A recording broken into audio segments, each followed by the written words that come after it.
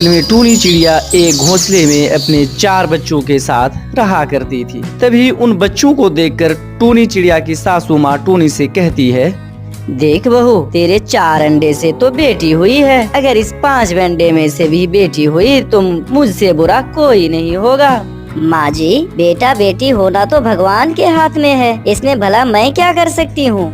हमारे खानदान में आज तक कोई बेटी पैदा नहीं हुई है और तुम तो अपने ही बेटियों की लाइन लगा दी। तुम तो बस भगवान से प्रार्थना करो कि इस अंडे से बेटा चिड़ा पैदा हो, वरना तेरे साथ ना जाने इस बच्चियों का भी क्या होगा। ऐसी सख्त बात बोलकर टूनी की सासू माँ वहाँ से चली जाती है। तभी टोना अपनी पत्नी टूनी चिड़िया के पास आ जाता है।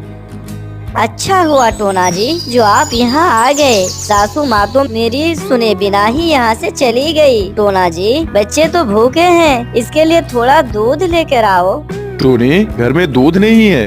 मुझे पता है टोना जी कि घर में दूध नहीं है। आप जाकर कबूतर चाचा के दुकान से दूध लेकर आए। बच्चे को तो भूखे नहीं रख सकते हैं ना। दुकान से दूध लाने के लिए मेरे पास पैसे नहीं है। तुम भी कैसी कैसी बातें कर रहे हो टोना जी। बेटियां तो घर की लक्ष्मी हुआ करती है और आप हो कि इन्हें भूखा रखना चाहते हो। काहे की लक्ष्मी, जिंदगी का बोझ है बोझ, मरती है तो मर जाए, मुझे कोई फर्क नहीं पड़ता। फिर ये कहकर टोना चिड़ा भी वहाँ से चला जाता है। टोना और उसकी मम्मा को 4 बेटियां कांटों की तरह चुभ रही थी। टोना बेटे, ये लो जहर की शीशी। अगर 5 अंडे में से भी बेटी निकले तो दूध में ये जहर मिलाकर सबको मार देना। फिर मैं तेरी शादी दूसरी चिड़िया से कर दूंगी और फिर दोबारा से हम खुशियों भरा जीवन जिएंगे, है ना मेरे प्यारे लाडले बेटे। माँ, आपने ये बहुत ही अच्छा फैसला लिया और वैसे भी मैं इस टूनी चिड़िया से तंग आ गया हूँ। फिर दोनों की ये साजिश टूनी चिड़िया सुन रही होती है। फिर चुपचाप वो अपने कमरे में चली जाती है। फिर रात हो गई थी। अच्छा हुआ कि मैं दूध लेने खुद ही चली गई, वरना वो अपने बुरे मकसद में कामयाब हो जाते। इधर टूनी चिड़िया घोंसले में रखे अंडे पर नजर गड़ाए रखी थी। जैसे ही घोंसले से 5वीं बेटी बोलती है, टूनी के मानो होश उड़ जाते हैं। हे भगवान, जिसका डर था वही हुआ। मुझे तो अपने 5 बेटियों को लेकर यहाँ से भागना होगा, वरना सुबह होते ही वो जालिम टोना हमें जहर देकर मार देंगे। फिर टूनी चिड़िया अपने 5 बेटियों को अपने पीठ पर बैठाकर वहाँ से हमेशा हमेश के लिए दूसरे घने जंगल की ओर रवाना हो जाती है। फिर शाम हो जाती है। टूनी अपने बच्चे को लेकर सोई हुई थी। तभी कालू कौवा आकर कहता है, उठो उठो, अरे कौन हो, यहाँ आकर सोए हुए हो। अरे आप कालू भैया जी, मैं यहाँ हूँ। मेरा घर बार कुछ नहीं है, मैं क्या करूँ। मैं भूखे प्यासे हूँ और मेरा दिमाग कुछ काम नहीं कर रहा है। अरे दिमाग से तो अच्छी भली मालूम पड़ रही हो, साथ में 5 बच्चे भी हैं। नहीं बताना तो नहीं बताओ, लेकिन तुम तो मुझे अच्छी भली मालूम पड़ रही हो। कालू भैया जी, वो सब मैं तो बताऊंगी, लेकिन मेरे बच्चे भूखे हैं। प्लीज मेरे बच्चे को कुछ दूध ला कर दें। ठीक है टूनी, कोई बात नहीं, मेरा घर पास में ही है, मैं भी जाकर दूध लेकर आता हूँ। फिर कालू कौवा वहाँ से अपने घर की ओर चला जाता है और दूध का डिब्बा लेकर टूनी चिड़िया के पास आ जाता है। फिर टूनी चिड़िया दूध का प्याला लेकर अपने बच्चे को पीने देती है और कहती है, कालू भैया, आपका बहुत बहुत धन्यवाद। तभी इधर टोना अपनी मम्मा से कहता है, माँ जी, देखो टूनी चिड़िया घर में नहीं है और ना ही कोई बच्चा। पता नहीं रात को कहाँ गई होगी अपने बच्चे को लेकर। हो ना हो, इसका मतलब अपने 5 अंडे में से भी बेटी ही पैदा हुई है और हमारी बात टूनी चिड़िया ने सुन ली होगी, तभी अपने बच्चे को लेकर यहाँ से भाग गई। खैर कोई बात नहीं बेटा, मैं तुम्हारी शादी किसी अमीर घराने में करा दूंगी, जिससे वो दहेज में सोना भर भर कर ला सके और तुम खुशियाँ भरा जिंदगी जी सको। और इधर कालू कौवा को टूनी चिड़िया और उसकी 5 बेटियों पर काफी दया आ जाता है। टूनी चिड़िया, अब तुम कहाँ जाओगी? जंगल के सारे पक्षी अच्छे नहीं होते। हाँ कालू भैया, वो तो मैं देख ही रही हूँ कि तुम देख करके ही मेरे बच्चे पर कितना दया किया। और एक हमारे ससुराल वाले जो हमें जहर देकर मारने की सोच रहे थे। तुम कितने अच्छे हो कालू भैया। कोई बात नहीं, तुम चलो मेरे साथ, मेरे घर पर चलो टूनी, तुम वहीं रहना। तभी कालू कौवा टूनी चिड़िया और उसके बच्चे को लेकर अपने घर की तरफ चली जाती है और कुछ ही देर के बाद कालू कौवा अपने घर पर पहुंच जाती है। टूनी चिड़िया और उसके बच्चे को देखकर कालू कौवा की पत्नी गोरी कौवी कहती है, कालू जी, ये तुम किस मुसीबत को उठा कर लेके आई हो और तुमने इसे लाने की हिम्मत कैसे की, वो भी मुझसे बिना पूछे।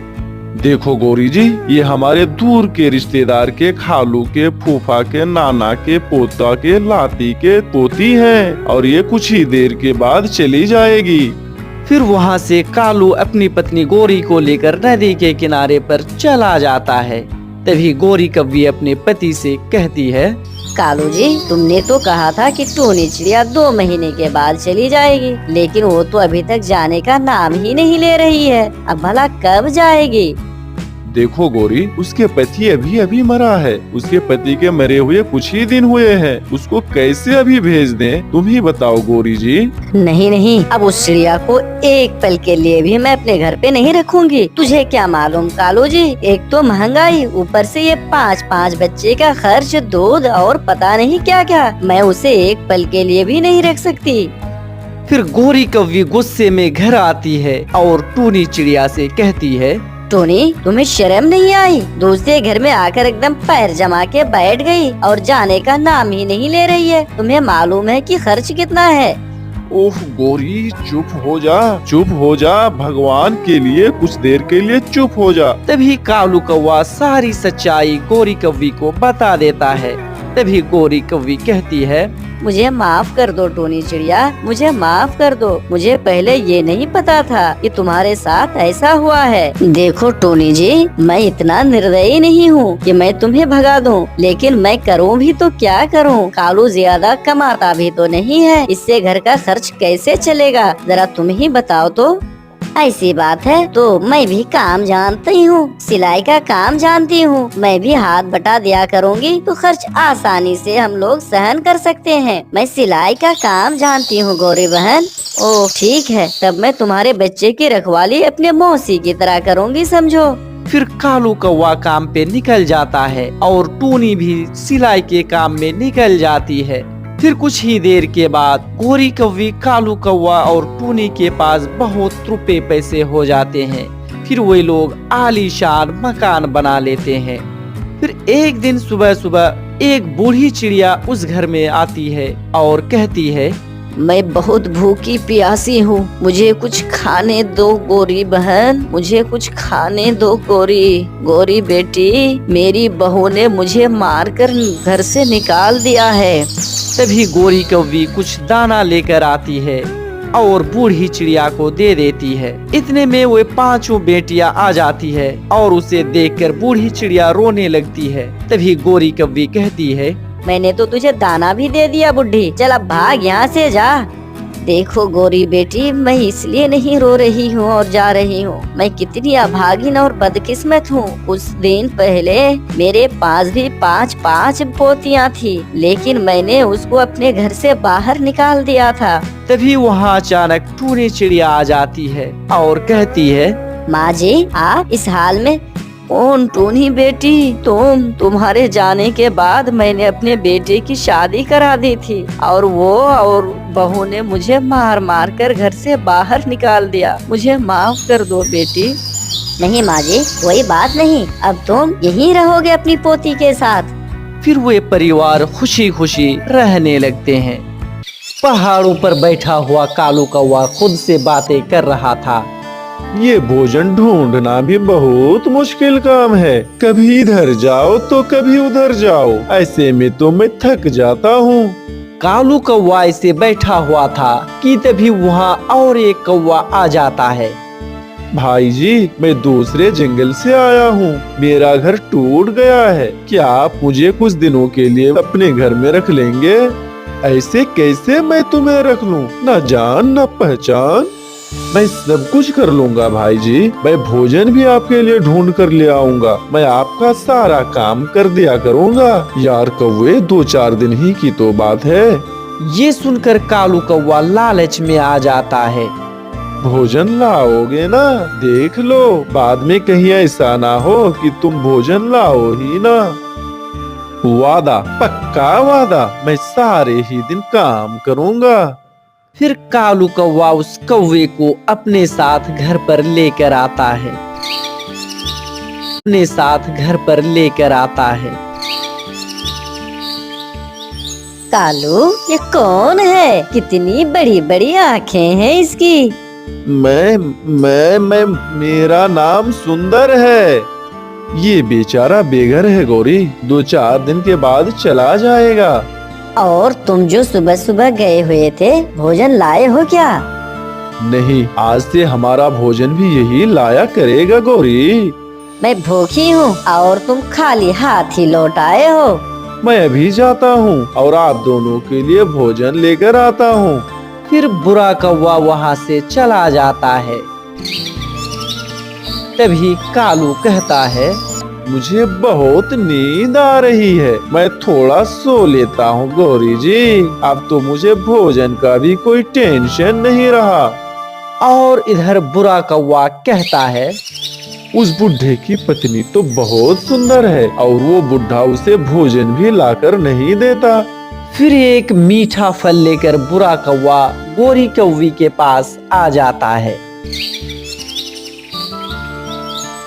मीठा फल? ऐसा सुंदर फल तो मेरा पति कभी भी लाकर नहीं दिया मुझे। मैं ना कहता था, मैं आपके लिए रोज ऐसा फल लेकर आया करूँगा। गौरी जी, ये मीठा फल आप कालू जी को दे दें। नहीं नहीं, इस मीठे फल को मैं ही खाऊंगी। फिर वो मीठा फल गोरी कौवी खा लेती है और इधर कालू कौवा भी जग जाता है। हाँ बुरा कौवा, कुछ लाए हो तुम मेरे लिए कि नहीं? हाँ, ये सूखा दाना आप खा लें।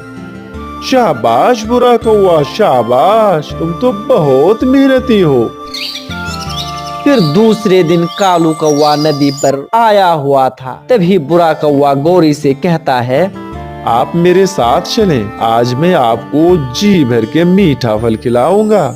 ये सुनकर गोरी खुश हो जाती है। फिर गोरी कौवी बुरा कौवा के साथ मीठा फल खाने जंगल की ओर रवाना हो जाती है। इतने सारे फल तो मैंने पहली बार देखा है। अभी कल ही मैंने ये फल ढूंढा है गौरी जी। इस दिशा के बारे में किसी को भी मालूम नहीं है। खाएं खाएं, आप भी जी भर के ये मीठा फल खाएं।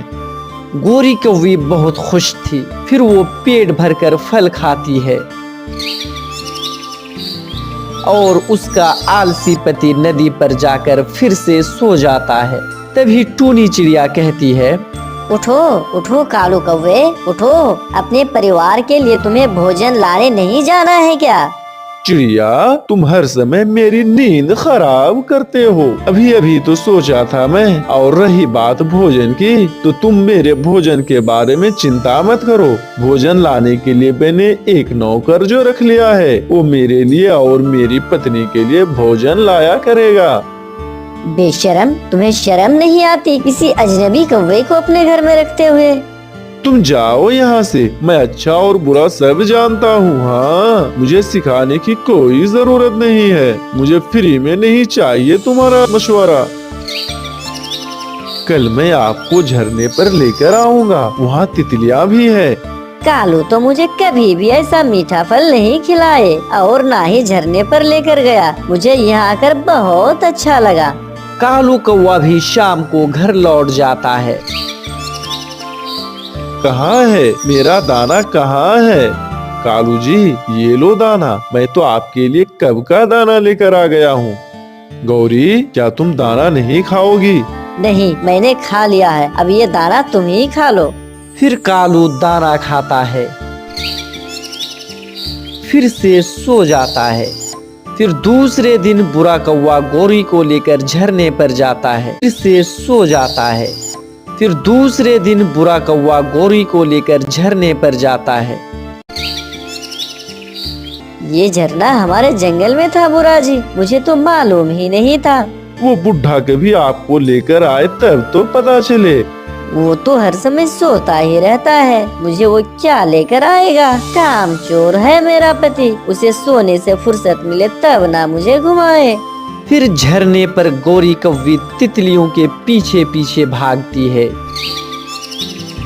और बहुत इंजॉय करती है। वहाँ झरने के पास एक झूला भी है गौरी जी, चलो मैं तुम्हें उस झूले पर बैठाता हूँ। फिर वो झूले पर जाते हैं। गौरी झूले पर बैठ जाती है और बुरा कौवा गौरी को झूला दे रहा होता है। अरे ये क्या, ये तो कालू नहीं है, तो फिर ये गौरी भला किसके साथ घूम रही है। ये कौवा तो हमारे जंगल का भी नहीं लग रहा है। ये देखकर हरियाली तोती भागी भागी कालू कौवा के पास जाती है। कालू कालू, मैंने अपनी आँखों से देखा है, गौरी झूले पर बैठी हुई थी और कोई कौवा उसे झूला दे रहा था। ये तुम क्या कह रही हो हरियाली? जरूर तुम्हें कोई गलत फहमी हुई होगी। भला मैं गौरी को कैसे भूल सकती हूँ? कालू भैया, वो तो झरने के पास है। फिर बुरा और गौरी शाम होने से पहले पहले ही घर आ जाता है और कालू भी घर आ जाता है। गौरी, तुम आज कहाँ थी सारा दिन? मैं तो घर में ही थी।